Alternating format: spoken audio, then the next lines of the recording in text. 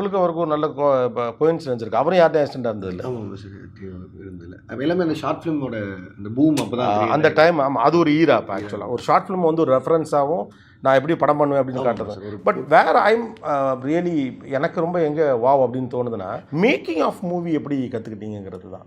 ஏன்னா ஃபஸ்ட்டு படமே ஃப்ளாலஸாக இருக்கும், ரொம்ப பெருசாக குறையெல்லாம் சொல்லிடவே முடியாது. மேக்கிங் ஆஃப் அ மூவியே ஏன்னா அப்போயே ஃபிலிம் கிரிட்டிக்ஸ் வந்து அந்த படத்தை அவ்வளோ பாராட்டினாங்க.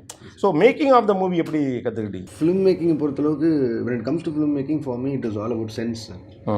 அது மட்டும்தான், அது ஒன்று போதும்னு நினைக்கிறேன். அது இல்லாமல் நம்ம பார்த்த படங்கள் இருக்குல்ல சார், சின்ன வயசுலேருந்து எனக்கு வந்து இந்த நிறைய படங்கள் பார்க்குறத தாண்டி ஒரு படம் பிடிச்சிருச்சு அப்படின்னா அதை ரிப்பீட்டடாக வாட்ச் பண்ணுறது தான் எனக்கு நிறையா இருந்துட்டு. சின்ன வயசுலேருந்து கமல் சாரோட ஃபேன் சொல்லி இருக்கிறதுல.